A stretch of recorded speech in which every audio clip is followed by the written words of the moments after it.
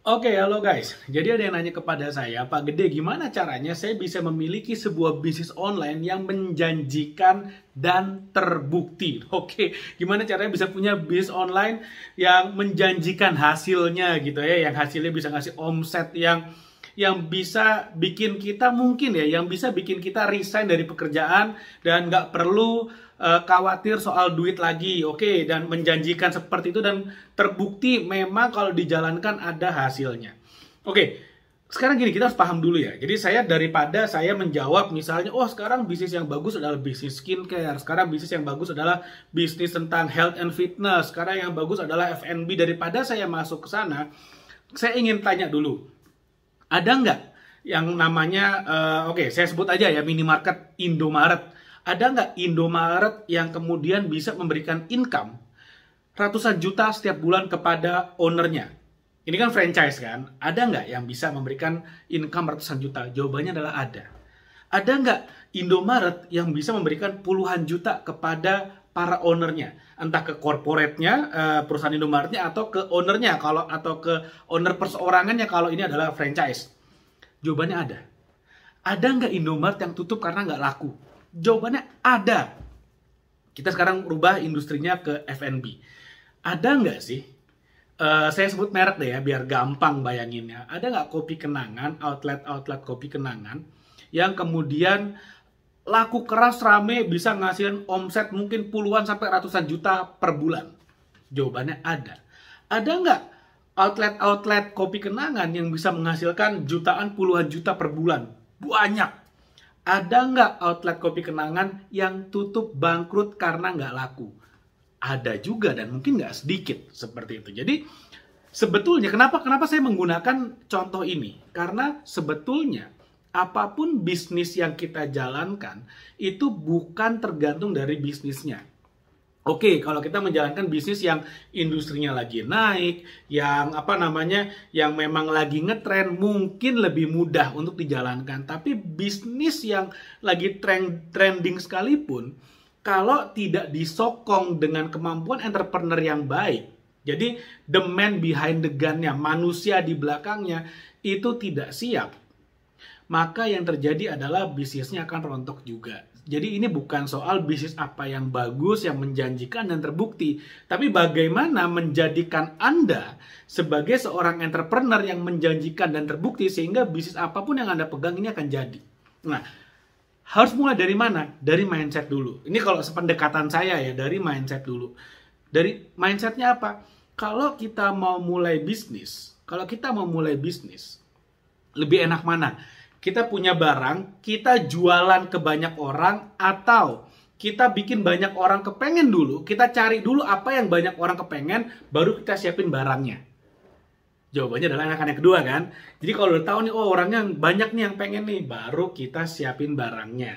Itu yang sebetulnya lebih enak gitu ya. Jadi kita selalu berpikir gimana caranya bikin orang kepengen membeli sebuah barang, lalu kemudian kita siapin barangnya. Lalu kemudian orang-orang ini atau calon market kita itu akan mendatangi kita, rebutan barang kita. Gimana caranya? Kalau pendekatan saya sebetulnya sederhana. Kalau kita bicara positifnya ya, apapun barang yang dijual, ya selama ini bukan barang ilegal, bukan barang aneh-aneh gitu ya, barang yang sifatnya mass market, itu sebetulnya demand-nya sangat banyak. Apalagi kalau kita bicara digital, lewat digital ya, bisnis secara online.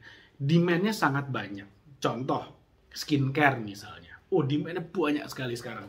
Healthy catering misalnya. Oh, demand-nya banyak sekali. Online course tentang health and fitness. Oh, banyak sekali. Lalu kemudian F&B misalnya, atau clothing, baju. Wow, itu banyak sekali demand-demand-nya. Gimana caranya kalau mau lihat demand-nya ada atau enggak? Kalau Anda main Instagram, lihat story biasanya kan itu suka ada iklan. Lagi swipe lagi scroll timeline feed. Itu banyak iklan. Kita lihat aja. Kalau iklannya ada, artinya demand-nya ada. Nah, itu cara paling gampang ngelihat demand. Kalau iklannya ada, berarti demand-nya ada. Karena kalau nggak ada iklan, ya berarti pasti nggak ada demand. Atau kebalik, kalau nggak ada demand ya pasti nggak akan ada orang yang iklanin. Nah, kalau misalnya kita lihat ada iklan, berarti ada demand. Nah, sekarang bagaimana caranya kita bisa memilih bisnis yang sesuai dengan demand yang ada. Sebenarnya caranya gampang sekali. Contoh, kalau misalnya kita mau menjadi seorang pebisnis online, misalnya memasak ya, misalnya barangnya memasak nih bisnisnya nih. Pertama, buat diri Anda sebagai seorang yang expert memasak. Dengan asumsi Anda memang juga memiliki kesukaan memasak. Jadi ketika membangun branding, itu sambil juga melakukan hobi. Kan enak banget. Kita melakukan hobi, kita dokumentasikan, foto atau di videoin, taruh di media sosial kita. Satu, itu membangun personal branding kita. Dan yang kedua, itu bisa mendatangkan calon customer, orang-orang yang juga suka memasak dan ingin belajar memasak. Nah, itulah gunanya kita punya media sosial.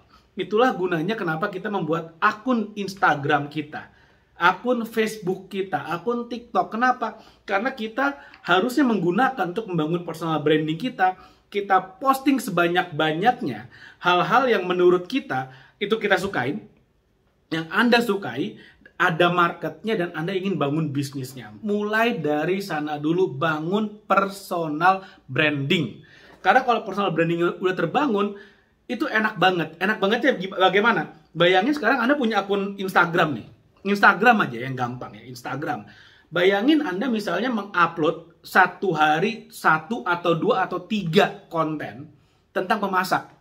Lalu kemudian, apa yang akan terjadi 1 bulan kemudian? Kalau satu hari Anda posting 3, dalam 1 bulan, Anda bisa punya 90-100 postingan tentang memasak. Ditambahkan dengan caption dan hashtag yang relevan, apa yang terjadi? Anda akan menarik banyak sekali followers ke Instagram Anda. Atau orang-orang ke Instagram Anda yang suka dengan memasak sesuai dengan tema yang Anda posting. Itu artinya apa? Anda membangun market di sana dan di saat yang sama membangun personal branding. Dari sana dulu deh. Kalau personal branding udah terbangun, Anda bisa bisnis apapun. Kalau personal brandingnya adalah memasak, berarti Anda akan bisa bisnis memasak di sana. Bisnisnya apa aja? Oh, banyak banget. Anda bisa bisnis misalnya jualan produk memasak. Nanti kita akan bahas lagi itu di video berikutnya. Jualan produk memasak. Lalu kemudian endorse brand-brand yang berhubungan dengan masakan. Anda juga bisa menciptakan bumbu Anda sendiri, bumbu masak Anda sendiri. Misalnya Anda brand pakai nama Anda sendiri bisa. Atau misalnya yang keempat, Anda juga bisa misalnya membuat online course. Mengajar orang gimana caranya memasak. Ada banyak sekali model bisnis yang bisa Anda lakukan hanya dengan bisa membangun personal branding Anda. Gimana cara bangun personal branding? Sekali lagi, bikin postingan sebanyak-banyaknya sesuai dengan tema apa atau branding apa yang ingin Anda sematkan di diri Anda. Kalau misalnya Anda ingin membangun personal branding sebagai ahli basket, ya udah, bikin postingan sebanyak-banyaknya tentang bagaimana caranya shooting bola, gimana cara dribbling, freestyle, dan segala macamnya, gimana cara passing sehingga lawan nggak akan bisa ngambil bola Anda, gimana caranya melakukan defense bola supaya lawan nggak bisa lewat. Ada banyak banget yang bisa Anda lakukan untuk membangun personal branding. Sekali lagi, kenapa harus personal branding? Karena kalau Anda membangun personal branding di bisnis Anda atau di hal yang ingin Anda bisniskan, Anda akan menarik market menuju kepada diri Anda. So, kalau Anda ingin memiliki sebuah bisnis atau bisnis online yang menjanjikan dan terbukti hasilnya, mulai dari diri Anda dulu, bangun personal branding Anda dulu. Mulai dari sana. Baru nanti kita bisa bicara bisnis apa nih yang bagus seperti itu. Oke, mungkin itu yang mau saya share dalam video kali ini. Mudah-mudahan bermanfaat. Jangan lupa like video ini, share video ini kepada teman-teman Anda yang ingin punya bisnis online yang terbukti dan menjanjikan. Dan jangan lupa subscribe YouTube channel ini karena akan ada banyak banget video-video yang saya akan share tentang bagaimana caranya Anda bisa memiliki bisnis online sekali lagi yang terbukti dan menjanjikan hasilnya. Oke, thank you. Sampai ketemu lagi di video berikutnya.